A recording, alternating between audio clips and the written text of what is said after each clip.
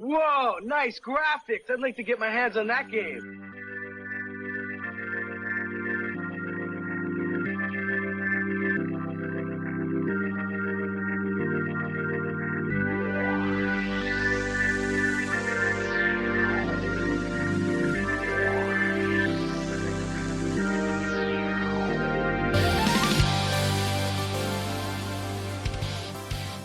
Ladies and gentlemen, welcome back to StadiaCast episode 16. This is the place for all of your Stadia video game streaming needs. I'm Bill. That's Lloyd. What's going on, Lloyd?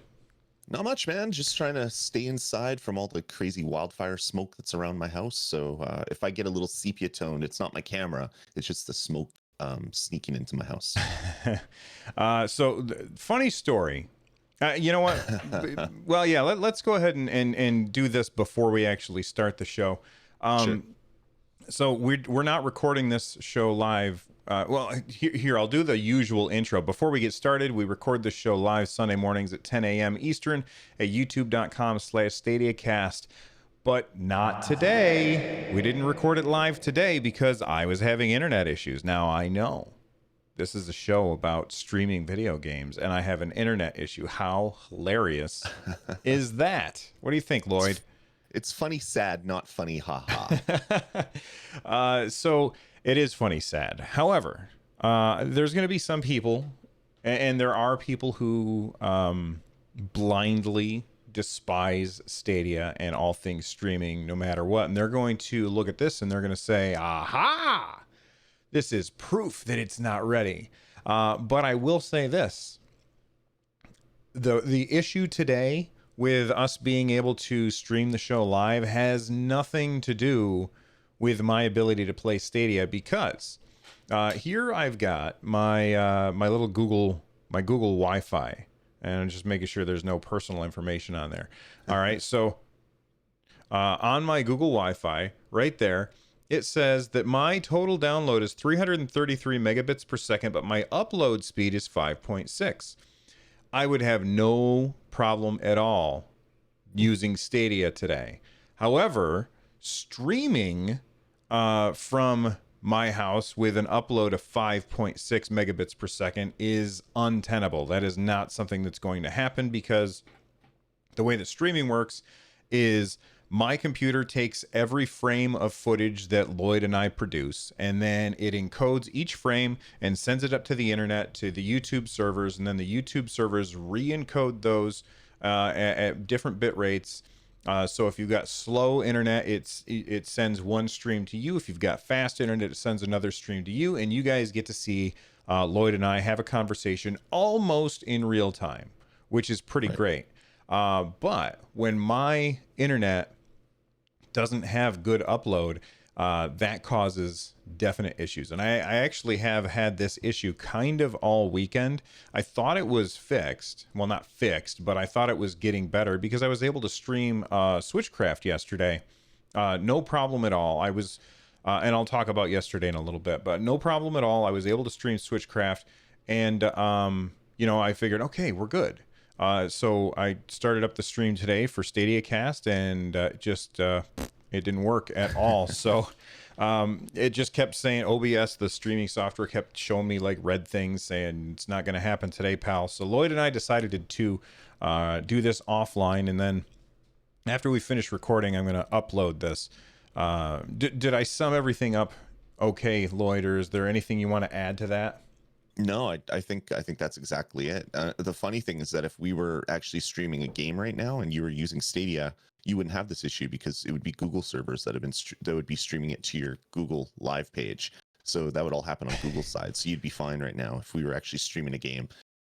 Yeah, the internet's really weird, and I mean, it could be many different issues. It could actually be the network between you and the ingest server that's taking your video feed that's having issues. So maybe it's not even fully your internet's problem. Maybe it's just part of the issue. And these are all interesting problems that we're going to have to tackle over the next couple years as streaming becomes a thing with Stadia and with Project X Cloud, or whatever Microsoft ends up rebranding it to, if they rebrand it again, and then Nintendo and then Sony and all these services that are out there. We're gonna have all sorts of fun internet issues for the next little bit. And that's good. The more stress on the network will make things better. It'll strengthen the internet for everybody, and it'll make it in the long run. It'll make it better for everybody. But it is going to be a lot of growing pains for the next little bit when you have little internet blips like this. Definitely, I 100% agree, and hopefully, this happened to me on. I think I was recording on Thursday. And I called up my ISP and I said, "Hey, this is BS. Fix the stuff." And they said, "Well, we're going to send somebody out on Tuesday." And I was like, "Okay, great." I'm still waiting, and it's just my internet. I have been dealing with this issue with my upload speed for ages, and I can't wait until Stadia comes so that I can stream games without having to worry about my upload speed, because that's one of the things about Stadia is it means anybody, well, almost anybody can be a streamer, and streaming is really, really fun. So I really hope that that Stadia gets that and works. Before we get started into all of the news stories, and holy cow, we've got a lot of crowd play feedback to get to. I just wanted to make a quick announcement. And that is, I'm going to be at Dragon Con this year, which is I'm super excited for. I'll be there starting on Friday, August. We're looking at a calendar here, August 30th up until September 2nd. I will be on like 3 or 4 panels talking about stuff, and I can't say what yet because those panels haven't been announced, but just if you're going to be at Dragon Con and you see this bald weirdo, come over and give me a high five and say hi, because that would just make my day. Okay, let's get into the news. The Game Gear Supersonic Sports Pack. You know who makes it. Coffee? Tea? All right. Well, no, we're not talking about Sega. We're talking about Nintendo. And Lloyd and I might be like, "Oh my gosh, we've already talked about." Like, have you talked about this yet on your show? No, not yet. So I was reading this one this morning, and I'm like, "Oh, how did I miss that one? How did I miss this article for Saturday's show?" Yeah. So Door to Door Geek tweeted at us, and he said,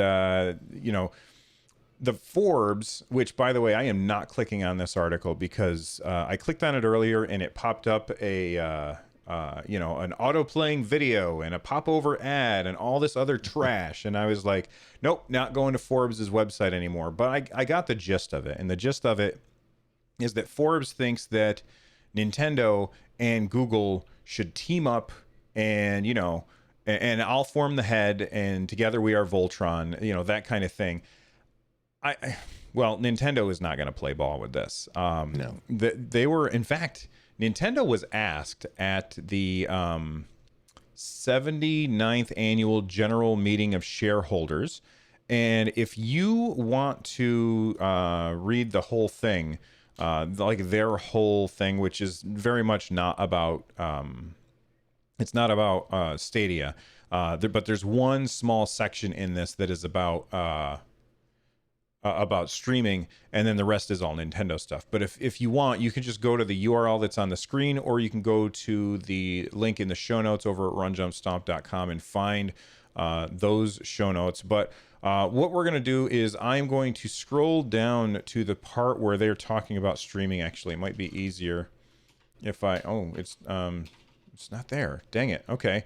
Look at, oh man, I had it highlighted, but I forgot where I was, and when I rebooted my computer, I was no longer on the page that I had thought that I was on. Does that make sense, Lloyd? Yeah, it does. Can you vamp while I find this? Okay. So I'm looking at the Forbes article right now, okay. And it's interesting. Like this article is really, I like it. If it was real, I'm not sure if it was real. And I've seen a couple of reaction videos to this article, mainly from the Nintendo side of things, talking about how the new mini Switch is going to have a 1080p screen and faster processor and all this. And because of that, Forbes is saying that this is the perfect head to the Google Stadia I don't know, Dragon. So you'd have this system, you sell it to people from another company, you put a Stadia client on it, and it makes it available in the widest market available. Which is funny because Google already makes phones and Chromebooks and all these other and Chromecasts, so they're already in the widest market available. So it was kind of this really weird connection between the two companies doing separate things, and they're like, hey, they should work together like peanut butter and chocolate. But it really doesn't work that way.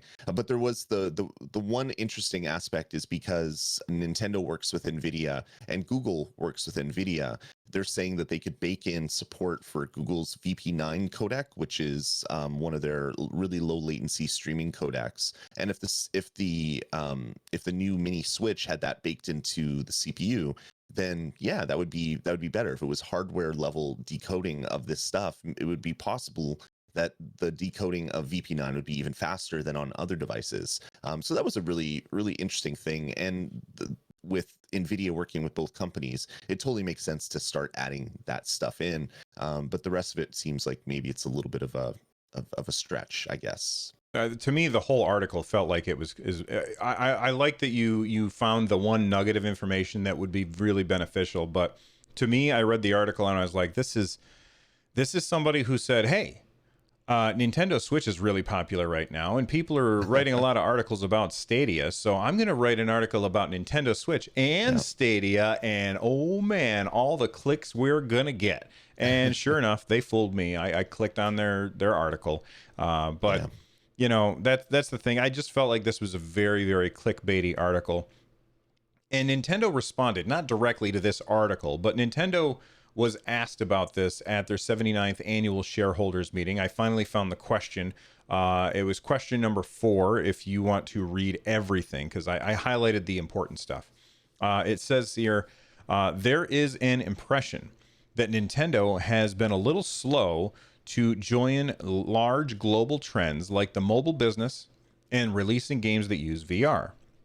The current global discussion now is of the entrance of major corporations into cloud computing and streaming games, as well as alliances between rivals in the arena of cloud computing. What are Nintendo's thoughts on the trends, and how do you plan to respond? Also, how does Nintendo plan to respond to the change in communication standards from 4G to 5G? So, you want to read what Mr. Furukawa said? I don't see that article right now. Oh, okay, that's all right. So Mr. Furukawa replied. He said, and he's the current president of Nintendo. He said, while we don't expect all games to become cloud games anytime soon, the technologies are definitely advancing. We see a future where cloud and streaming technologies will develop more and more as a means of delivering games to customers. If these changes increase the worldwide gaming population, that will give us more opportunities with our integrated hardware and software development approach to reach people worldwide with a unique entertainment that Nintendo can provide. So basically he's saying, look, if this means that more people play video games, then that's awesome for us, because we offer the best approach where we control the hardware and we control the software. And when you put those two things together, you get a really, really good experience. That's what Mr. Furukawa is saying. I don't know that I agree that that is the best. It's definitely really good. And obviously Lloyd and I are huge Nintendo fans because we both do a Nintendo podcast. Yours is called Nintendo Pulse. Nintendo Pulse. I always screw it up. It's always is called Nintendo Pulse, and mine's Nintendo Switchcraft. If you haven't subscribed to those yet, go subscribe right now. So what do you think about what Mr. Furukawa said? I mean, that's kind of Nintendo's line all the time is we make games and we use the best technology possible to tell our stories. And if the technology changes, we'll adapt. And I mean, that's kind of the Coles Notes version of what he's saying. And I mean, that's just a very PR way of Nintendo to handle it, saying we see a future, but it's not there yet. Maybe we'll do it, maybe not. It all depends. So it's really kind of a non-story for that. I think Shigeru Miyamoto's quotes that they haven't fallen behind was really kind of funny. Because it's like we've done VR for forever. You just haven't seen it. Like don't pay attention to what we've released. All this other stuff we've done in the back. That's kind of the funnier part of this answer that we covered on Nintendo Pulse. Yeah, I don't know. It's really weird. And Nintendo does fall behind. Like they're new technology on a lot of aspects, but then they're like 10 years old technology on other aspects of what they do. So this is a really interesting comment to come up at one of the investor briefings. And for the idea that Nintendo is going to jump in with streaming anytime soon is Nintendo. I think you nailed it. Nintendo's really good at utilizing new technology for purposes of control of the game.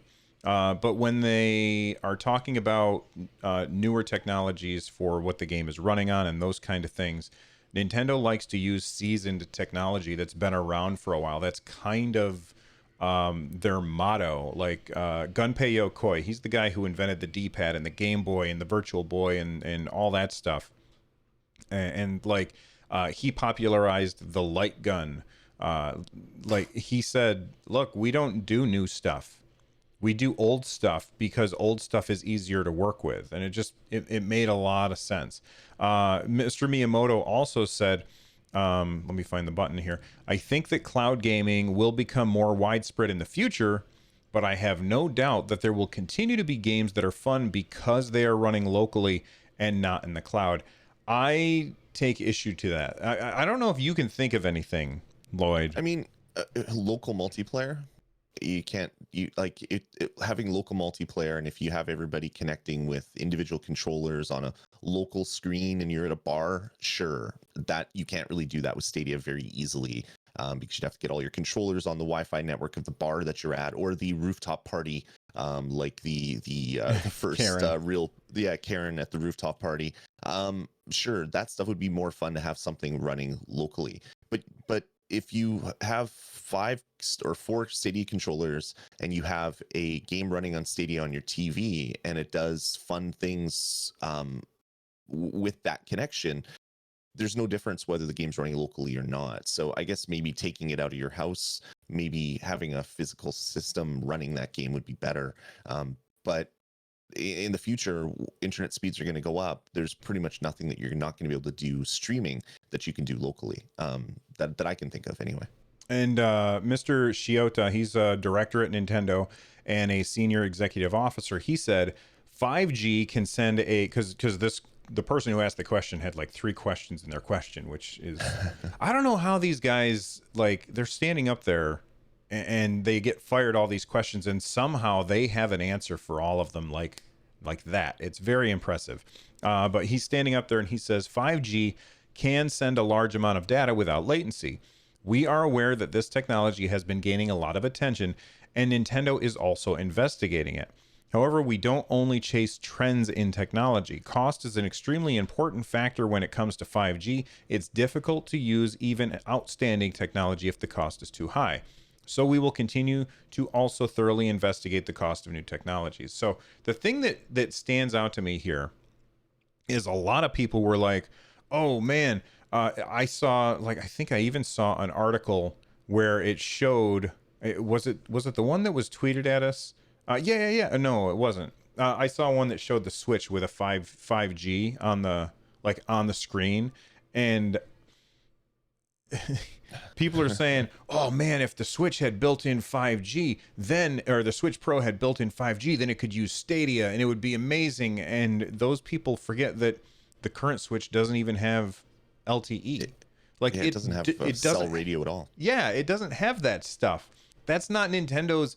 Like, Nintendo does not, they don't make phones. All right. As much as I know that there are people out there who would want them to, that's not going to happen. So this thing running Google Stadia, I don't think that's going to happen. Nintendo would look at that and they would say, well, that is directly competing with our shop. Why would we let somebody run Stadia on this? Same thing with PlayStation and Xbox. I don't see PlayStation or Xbox running Stadia on their consoles because it just doesn't make any sense to them. Anything to add? Just imagine the future where you buy a Switch Pro that can run Stadia. So you pay for a Stadia subscription, which then you've paid for a Uplay subscription on top of that. So you have a piece of hardware with multiple subscriptions just chaining out. The future is wonderful. That's Especially right.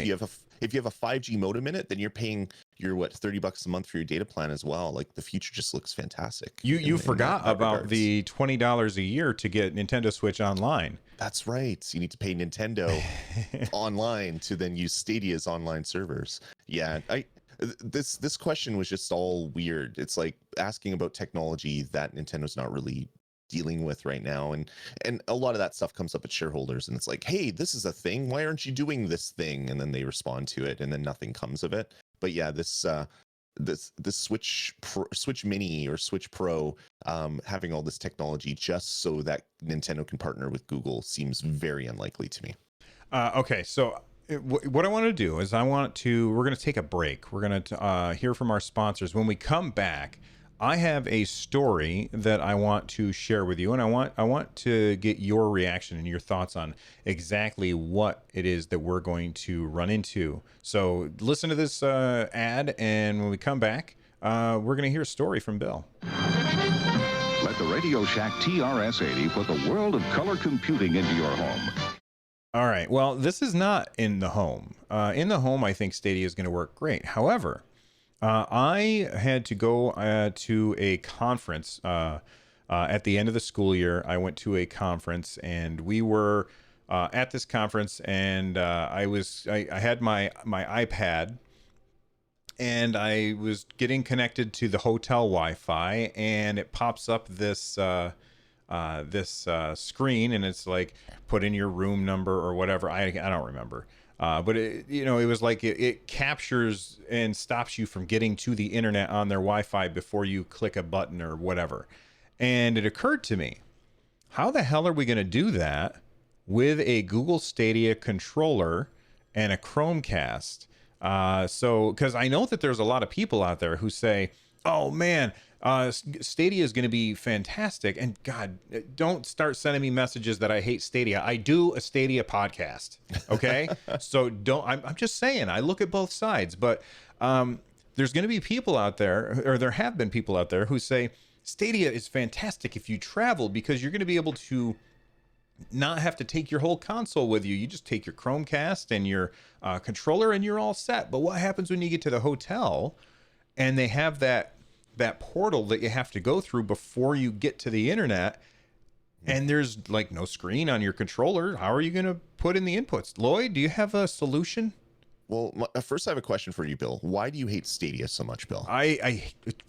Change is bad. I like to collect stuff. My internet is terrible. I think we've established this.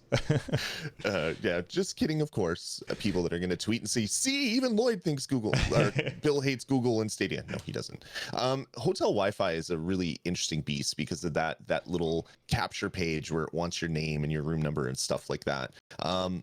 There are ways around it, and I don't want to admit to doing this in the past at hotels, but if you get a laptop on, and if you have a laptop that can spoof a MAC address, you figure out the MAC address of the device that you want to get on the network that doesn't have a web browser on it, so your game console, and you copy that code and you change the MAC address of your Wi-Fi adapter on your laptop, then connect to the hotel Wi-Fi, accept all the terms and agreements, turn off your laptop, and then when you turn on your other device, most times that device will just come up on the network because you've already associated that MAC address with your room, and you can get on that way. So that's all right, hold on. While you were saying that, I just want everybody to imagine my face and the meme where it shows all of the trigonometry and stuff like popping up on the screen, and there's the confused person. That's what I looked like. And I'm not a dumb guy, but I was like, what in the hell are you talking about? Like, people are not going to, I mean, yes, some people are going to do that, but those people are the super nerds. And don't think that I'm saying nerd in a derogatory term. I'm a nerd. All right. But these are like the super nerds. I'm nerdy about this stuff over here. And the people who are nerdy about the stuff that Lloyd was just saying, like, they're going to be like, oh, that's no problem. But this is not a solution.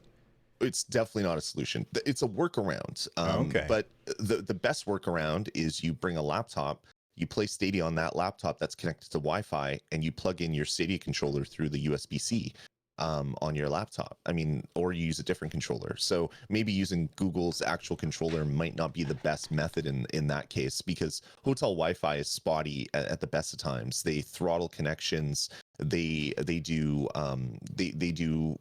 like pipe sharing, basically. So you have one pipe that comes to that floor, and you have everybody that's using the internet at one point. They figure out, okay, there's 15 connections, so everyone can use this much data. So there's a lot of packet shaping that is going on inside of a hotel. Maybe not the best way to use, or maybe not the best thing to use to play video games. But if you have a phone, you can basically tether that way. Like, there's other ways around it, but it is going to be a mess, and it's going to take. There's probably going to be a lot of angry tweets where people are like, I took my Stadia controller with me, and I can't even play this stupid game. What the hell, Google? When it's really not a Google fault. It's the hotels. They don't like. They don't like Wi-Fi. They loathe that they have to actually put it in their hotels, and they hate even more the fact that people want it for free when they used to be able to charge $15 to plug a wire into your laptop back in the day. I'm glad I never traveled back then. I was too poor to travel back then, so I never had to worry about that. Every hotel that I've ever been in has had free Wi-Fi, and I've always been happy to use it. But it's also not been the best experience. I mean, most of the time, like, I'll be watching a video on my iPad and it'll be all, kind of garbagey because they're, they're sharing their crappy connection with, hundreds of people. And really, it's just there so you can get your email and maybe browse the internet. It's not really there for playing video games. And I just want everybody to temper your expectations just a little bit, because I think that hotel Wi-Fi is not going to go well with Stadia, and especially if you want to do the whole Chromecast thing and the Chromecast and the Stadia controller, like the Founders Pack. Lloyd's right. You're going to be much better off just bringing a laptop and a controller that hooks directly into the laptop, because then you can get it online easily. All right. And there's even one more pro tip before we go. This is kind of a secret of the trade for people that travel a lot. I don't travel a lot, but I have a lot of friends that do. If you're staying at a hotel that has Wi-Fi, a lot of times they'll still have an Ethernet port in the room, and usually that Ethernet port doesn't run through the same protection, so you can just plug into it and just use it because it's old. No one uses it anymore.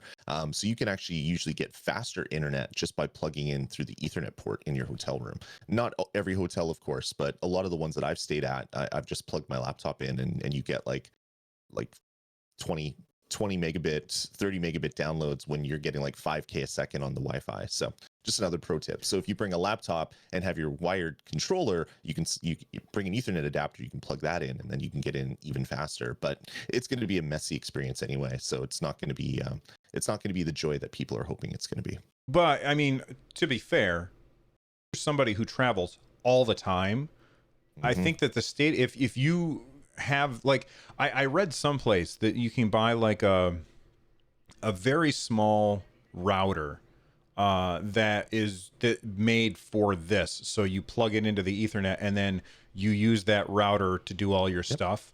And I heard that those are like $50 or $60. So if you're somebody who's on the road all the time, then the experience for Stadia would probably be better than lugging along your PS5 or your Xbox Next, or, well, probably not your Nintendo Switch, because that's super portable and it works really well. Honestly, if you're traveling all the time, that's my recommendation, is get a Switch instead of Stadia. But that's just me. You want to hit this crowd play stuff, because we got tons of feedback to hit. Yeah, let's jump right into it. So Get that first one. Sorry. The first one from Lolworthy. StadiaCast, I don't agree with your comparison of subscription services, Netflix, Hulu, standard cable television, to Stadia. As you have mentioned, Stadia is in fact not a streaming service, it's a store. So that's from Lolworthy on Twitter. And yeah, thanks for that. I wish I knew the context as to where this comment came from, or like how we were saying we were comparing it, because to me, it kind of is the same thing, because you only have so much money to spend on entertainment, and if you're already paying for Netflix and Hulu and other things, this is just another subscription on top of it. But yeah, if you're comparing Google's service to Netflix, it definitely isn't that. It's not like a game service like Netflix. So I definitely agree with you in that regard, Lawworthy. I think if I remember correctly, I think what they were referring to is the idea that I said, look, there's a place where for subscriptions, and you only have so many dollars that can go out, and people are already subscribing to Netflix and Hulu, and the reason that Netflix and Hulu can differentiate themselves is because of the stores or the shows that they have, whereas Stadia can't really do that, because they're going to have some exclusives. They're going to have some exclusives, but Hulu and Netflix have enough that's different between them that a lot of people will subscribe to both. And I think that we said something along the lines of people will tend to pick one subscription when it comes to video games and stick with that. And I think that's what Lawworthy is saying. But I completely agree with Lawworthy that Stadia is a store. And I think that is a very, very important point to make, that Stadia is very much a store, and with the option to pay a subscription to have access to other stuff that they haven't really sold us on yet. And I think that most of the negativity out there is because we've said this before, Google did a horrible job messaging this stuff. All right. Yeah. So anyway, thank you for the tweet, Lawworthy. By the way, we are at StadiaCast if you want to get a hold of us that way. This next one is from Anthony Talcott. He's practically a co-host. He sends in a message all the time. Thank you for the feedback, Anthony.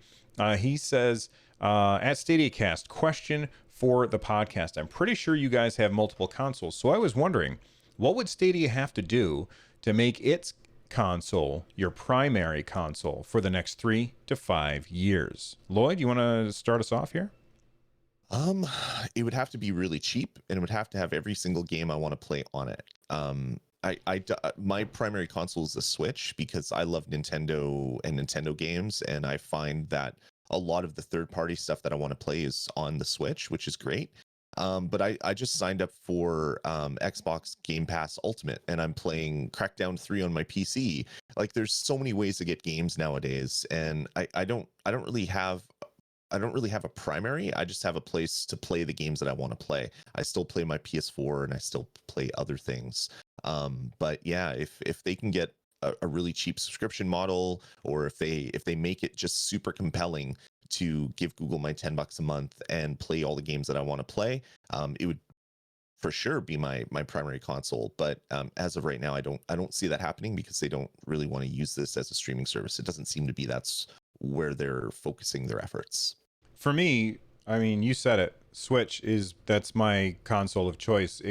But let me tell you the reasons why this is my console of choice, other than Nintendo games, which are never going to be on Stadia.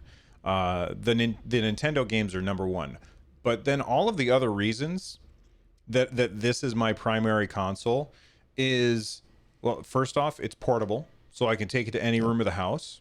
Guess what? Stadia's portable. I can take it to any room in the house as well. Any room with a screen I can play Stadia on. So that kind of differentiates a little bit, or makes it very, very similar. That's my biggest reason why I love this thing is the Nintendo Switch. I have 3 docks in my house, and so if I'm in here and I'm streaming, then I've got my Switch in here in its dock. If I go into my wife is in the bed reading, I will go in and sit next to her and play a game on the TV, because I've got a dock in there. If I want to go downstairs and use our bigger TV, I've got a dock downstairs as well. And being able to play the Switch in any room of my house is very, very compelling to me. And Stadia, any room with a screen, that's going to be possible as well. And I just so happen to have a much nicer big screen right here in my hand. For those of you not watching the video show, I'm holding up an iPad Pro 12.9. Like, this is a giant screen compared to my Nintendo Switch. Like, if I try and put these things next to each other, this thing is just massive and insane. And it's also lighter than the Switch and thinner than the Switch, and it has a longer battery than the Switch. If this is my Stadia, like if Stadia is available on the iPad, which I'm sure it will be, then holy cow. It, like, the only reason that I'm playing on Nintendo is for Nintendo games at that point. Right. Because this is just a beautiful screen, and it's a higher resolution, and it's just a better experience in every possible way.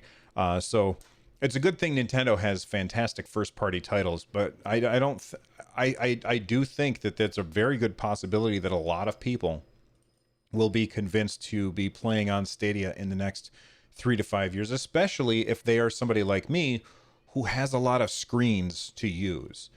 So thank you very much, Anthony, for that tweet. We got a YouTube comment, which I am trying to bring up. Here we go. So this is from Martin, and Martin says, I need to talk about something. We all do. I think of all people who do not, I think he means to say, I think of all of the people who do not have gaming PCs or consoles. This is a great way that they can start in gaming as well. There are, by the way, don't criticize this guy's English. His last name has like a weird O in it. So my guess is that English is this guy's second language, and he does it better than most people that I know. So he also says, there are some of us who have most of gaming, like gaming PC and consoles, who believe that everyone has it. So I think what he's saying is, look, there's a lot of us who have all the consoles and we have a PC, and we just assume that everybody's like us and has all of this stuff. Those who think like that live in a bubble. I think that with Google Stadia, we will see an increase in gaming. And I think that he's actually kind of saying the same kind of things that Mr. Miyamoto, I think it was Mr. Miyamoto or Mr. Furukawa said, where they said that they think that Google can increase the number of people who actually play games instead of just appealing to the people who already play games. I think that's what Martin is saying here. When people know about Google Stadia in the world, for me, who travels a lot, Stadia is the perfect to bring when traveling. We kind of already talked about that. One thing we need to know is about the $10 a month is cheap when you can stream 4K HDR 5.1. What does a graphics card that can do well on heavy 3D games cost? $750? Stadia is not xCloud. xCloud is built on today's Xbox X console and Xbox S console. Stadia is more along the PC graphics and the next generation. So what do you think about his thoughts there, Lloyd? Yeah, I mean, that's a good way to kind of couch your investment a little bit, saying, well, if I'm paying $10 a month to get 4K, what am I getting? Well, you're not paying a $500 console or a $700 video card to put in your PC. I mean, that's a really great way to look at it. You're just buying a Chromecast and a controller, and you're saving a lot of money that way up front. So yeah, no, I like that way of looking at it if you're looking from a dollars and cents aspect. Yeah, and honestly, I think we might actually have this in here. Somebody sent me a message about the cost of. Oh yeah, Thomas Barnes. Did you see this one? Yeah, I did. We talked about this so much when the Xbox One was announced, because it was supposed to be on all the time. It was your input one on your TV, and everyone's like, well, it's going to cost me $70 a year just to have it sitting there. That's way more expensive than any other set-top box. So I remember that argument from 5 years ago, and it never even dawned on me to bring that up when we started talking about Stadia. Right. So Thomas says, not sure if you have covered this, and no, we have not. As I'm still catching up, but the cost in the UK in electricity alone to run an Xbox One is approximately £47, which he did the math for us. Thank you. Which is about $59. Great that Google can cover the majority of that cost, and that's true. Google is paying for the electricity to run Stadia, and oh my God, like the amount of, like, I think somebody did the math on how much it costs to charge a laptop for a year. Right. It's like nothing. It's almost nothing to have your laptop charged for the whole year. It's really, really cheap, especially compared to something like the Xbox One X. So I think that that's a really great point. When you look at the cost of video games, like, there's hidden costs that you don't think about when you're going to go out and buy a console. And trust me, you know, there's going to be people who, you know, I've talked about the people who all think that Bill hates Stadia. Now let's talk about the people who all think that Bill is a Stadia fanboy. And they're going to be like, this is, you know, Bill's getting paid by Google or whatever. No, I'm not. Although, you know, maybe if we get this, you know, get enough people to subscribe to this channel, we'll get monetized. So I have a console. I'm not going to stop buying consoles. But I definitely think that there's those hidden costs that people just don't think about. I don't want to know how much electricity I am spending, because I do not shut off my PS4. I put it in sleep mode, and I don't know how much electricity that uses over the course of a year. Do you shut off your computer, Lloyd, at night? No, I don't. Neither do I.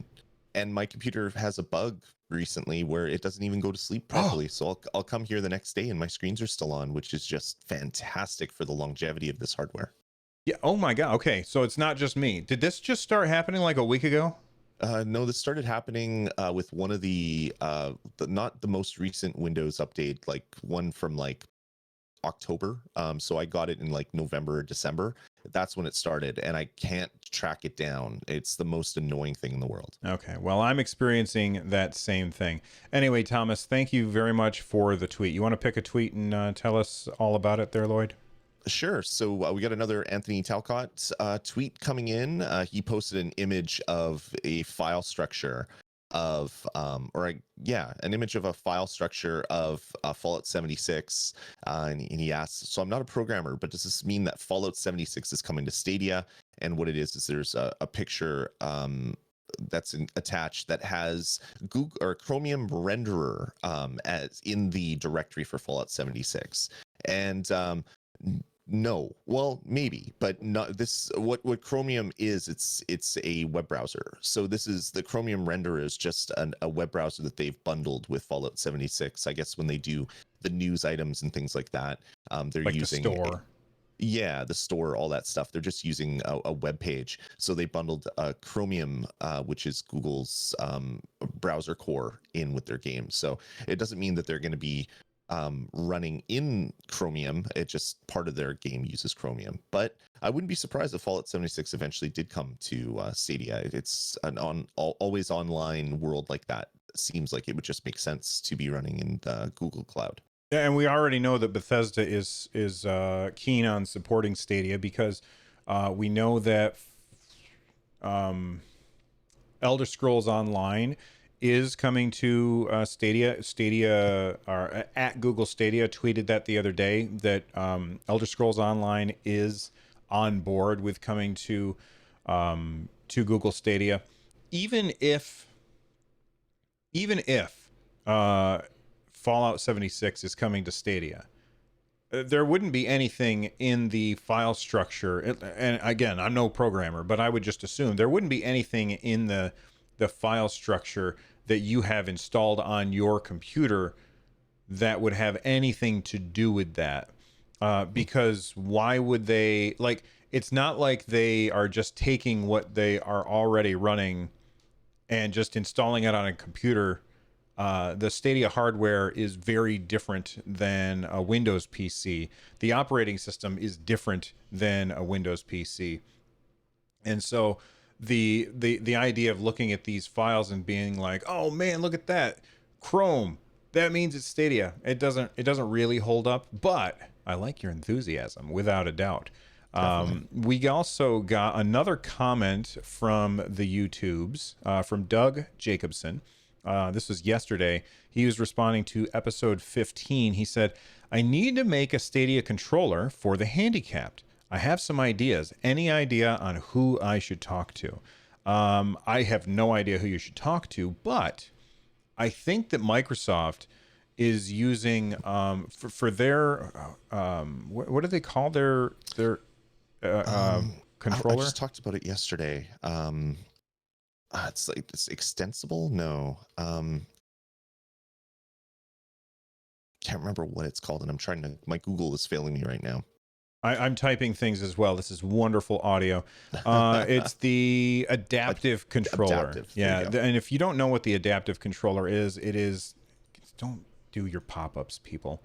It is this really, really weird-looking controller that has basically it's a big rectangle with two giant circles in the middle, and then there's a D-pad on the side, and then on the back of this thing it's got a bunch of inputs where you can plug other devices into it. And there is nothing that says that this won't be compatible with Stadia, except that Google Stadia, if you want to play it on the TV, requires a Chromecast, and the Chromecast doesn't have Bluetooth, so there's no real way to hook this up to that. So honestly, what? No, thank you. I don't need help. So what I would say is that if you want to use Stadia and you want to use the Xbox adaptive controller, which there's been tons of R&D put into this, then what I would recommend is that when you get Stadia, you play it on a PC because you'll have the same experience as somebody who's on the TV. Or you could just hook a laptop up to with HDMI out up to your TV as well, and then have this controller hooked up to it. And I think that the Xbox adaptive controller, it's already got you covered. So I don't want to dissuade you from whatever project you're working on, but I don't know that it's needed to reinvent the wheel, especially when we have a corporation with giant buckets of money making sure that it's being done the right way. But if you have feedback from Microsoft about their adaptive controller, then I definitely think you should reach out to them because maybe you can help make things better. That's right. Yeah, no, the adaptive controller is really fantastic. Like it's opened the world to gaming to so many more people without having these like crazy hacked together I don't know, contraptions to hook on controllers and get them into systems. It's basically just a USB device that has it looks almost like a mixing board on the back. It has little plugins where you plug in these other devices. It's fantastic. And yeah, I can't see why it wouldn't be supported under Stadia because it is supported by Windows. So if you're running Stadia client on Windows, you should be able to use this for at least to emulate an Xbox One controller and play your games that way. So yeah, it already exists. Maybe there'll be some great R&D that can be put to use to figure out the best way to get it working with the Stadia browser. But yeah, I think this is already the one controller to rule them all for those types of needs. All right, so I've got a really weird tweet here that I want us to take a look at. It's from Sir at 16 Blocks on Twitter. They said, at StadiaCast, this is what I mentioned on the last show in chat. As a Stadia-focused ad, it seems irrelevant to tell the Stadia audience about a beta that launches before Stadia does. I understand the general info, but it doesn't apply to Stadia. And this is the ad that they're talking about. If you're watching on YouTube, you can see it, but if not, I'm going to explain it right now. So they're showing a boxed copy of Tom Clancy's Ghost Recon Breakpoint, which is weird because it's not like a PlayStation or an Xbox boxed copy. It's just like generic PC boxed copy in some way. And then it says October 4th, pre-order now for guaranteed beta access. And then on the bottom, it says Ubisoft Stadia does not mention Windows PC, does not mention Xbox, does not mention PS4, but Stadia is not out at that point. So right. What in the hell is going on here? I'm so confused by this. Lloyd, can you make things easier for me? I'm not that bright. I don't understand why they would even put out this ad. Like Stadia doesn't launch in October. So if you pre-order now, you're not going to get beta access on Stadia. Why only include Stadia when it's on every other platform imaginable? Like this is just really odd advertising, odd marketing from Ubisoft. I don't really know what they're trying to gain here. Me either. Go Unless ahead. they were targeting a video that had Stadia keyword and they just said, oh, we have a version of this ad that is only for Stadia things. And there you go. But yeah, just really, really bizarre. Thomas Barnes, again, I love these guys. They give us all kinds of stuff to talk about. He says, great podcast, very informative. Thank you. Could Google include something like a family library? I actually want to refer you to either last episode or 2 episodes ago or 3 episodes. I don't remember. Just listen to all the episodes. We have definitely covered it. Phil Harrison did say, or was it Phil Harrison or just somebody that worked at Google? I can't remember. But somebody who was in the know said, yeah, we're working on family library stuff. We don't know if it's going to come at launch or not, but that is something that they're working on. Do you remember any of the pertinent details there, Lloyd? No, just that they were working on it. And I know that Google Play has family library is part of Google Play. So Google already does this. It wouldn't shock me if this is just baked into kind of like the Stadia interface for when you set up your account and add your family members and things like that. Eventually that you'll be able to add games to the family library to play. It totally makes sense. Google's already doing it, so I don't see why they wouldn't do it here. Keep those tweets coming. You can follow the show on Twitter at StadiaCast. You can follow me on Twitter at RunJumpStomp. And you can follow Lloyd at Dasme. That's DASME. And be sure to use the hashtag StadiaCast. Find your tweets. I would like to thank the unofficial Discord server of the official Stadia subreddit for letting people know about our show, which you can check out over at bit.ly/Stadia Discord. If you want to just focus on Stadia stuff, then that's the Discord for you. Or you can join my Discord at runjumpstomp.com/Discord, or Lloyd has his own Discord, which you can find at res.tv/Discord. And you're going to want to spell that for people because res is a weird thing. REZD.tv or REZD.tv, depending on which part of the world you come from. That's right. Music you are about to hear is Subterranean Kamikaze by Zircon. Check out their stuff at zirconstudios.bandcamp.com. Lloyd, everybody, goodbye.